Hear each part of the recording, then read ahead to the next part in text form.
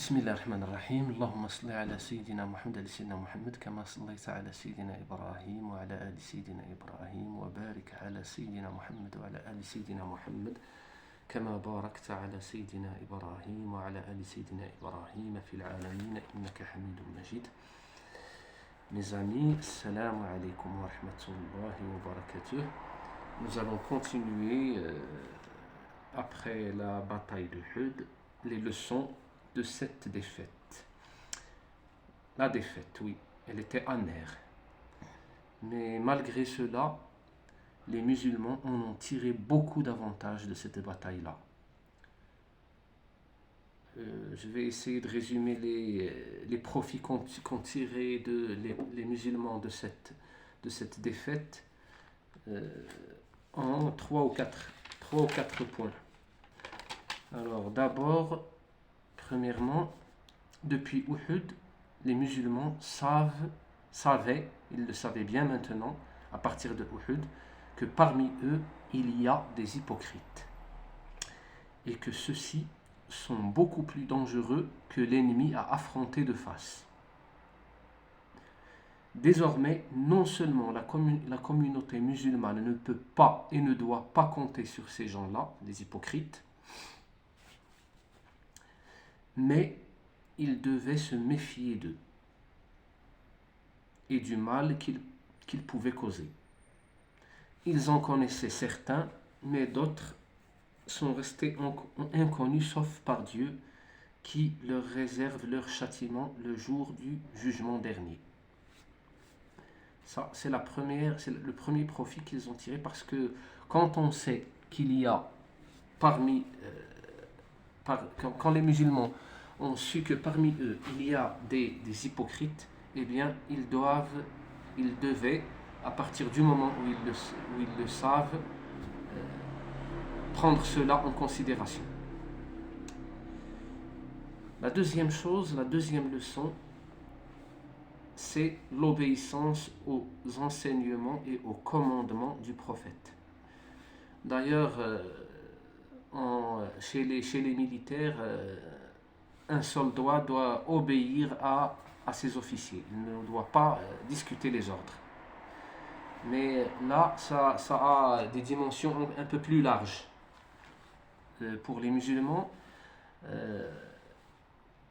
dans le cas de cette bataille, il est clair que la cause de la défaite était la désobéissance de la majorité des archers. Mais l'obéissance au prophète, à ses enseignements et à ses commandements, c'est nécessaire. Alors, obéir aux enseignements et aux commandements du prophète. Tel doit agir un musulman. Car le prophète sallallahu alayhi wa sallam avait clairement ordonné aux archers de ne pas quitter leur position sur la colline. Mais quand ceux-ci ont vu les musulmans commencer à récolter le butin, ils ont quitté leur poste, et c'est de là qu'est venue la défaite.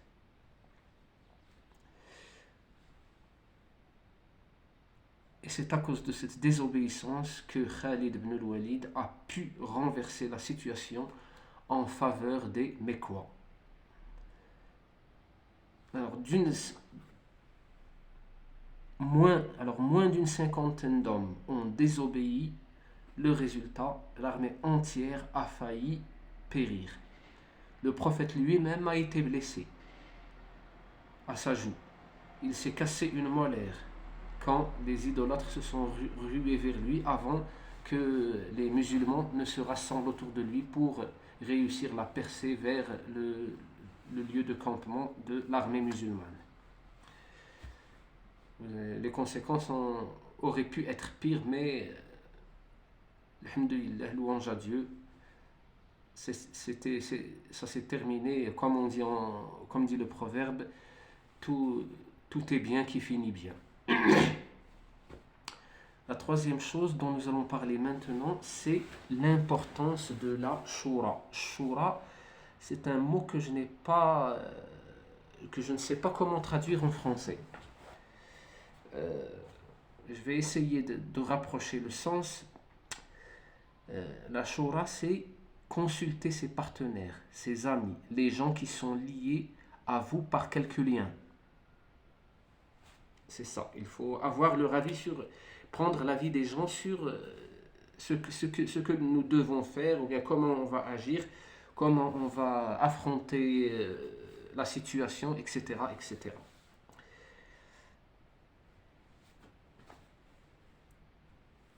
Euh, on peut, on peut dire c'est parlementer par exemple, ou bien comme ça.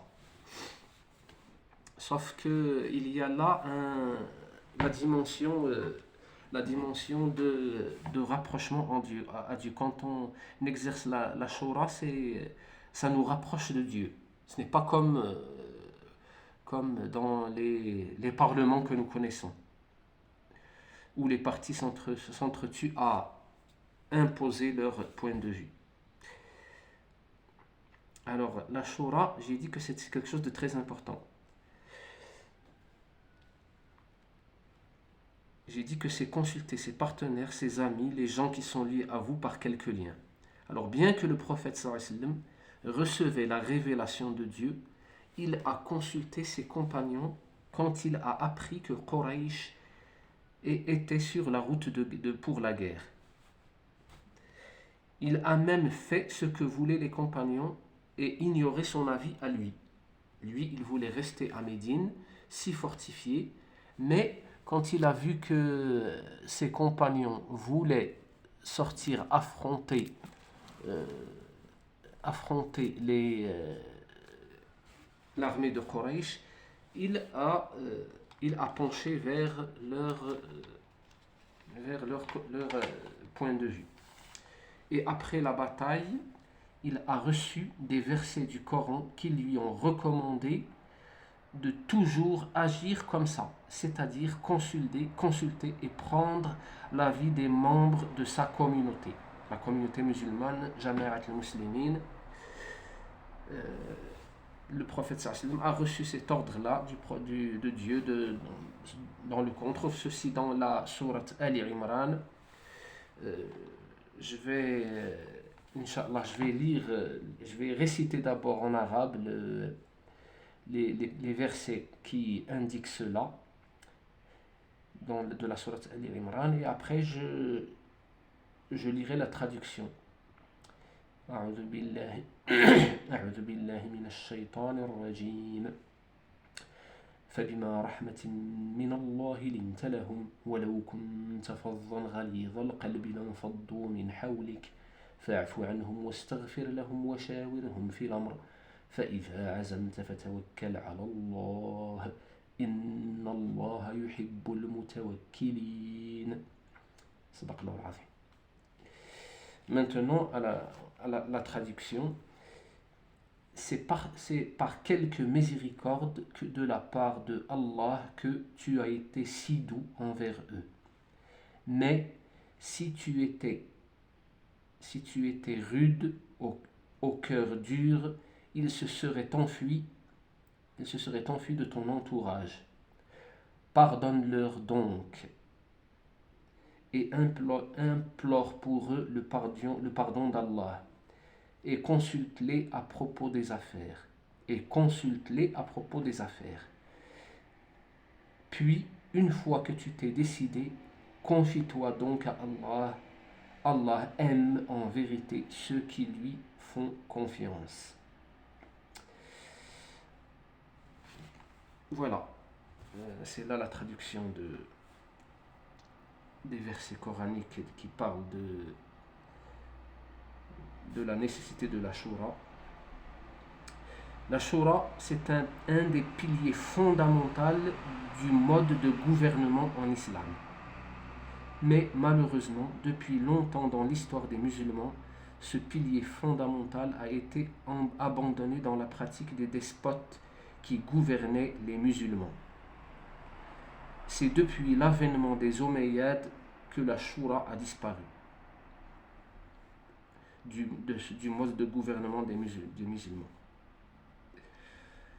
On y reviendra, Inch'Allah, à ce sujet-là, comment les les monarques omeyyades ont délaissé la Shura et comment et les Abbasides qui ont hérité ce fait-là ont fait de même, etc., etc. On reviendra à ce sujet-là lorsqu'on arrivera à cette époque de l'histoire des musulmans, Inch'Allah.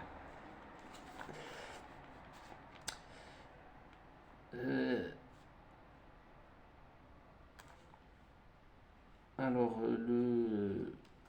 il reste une remarque à faire.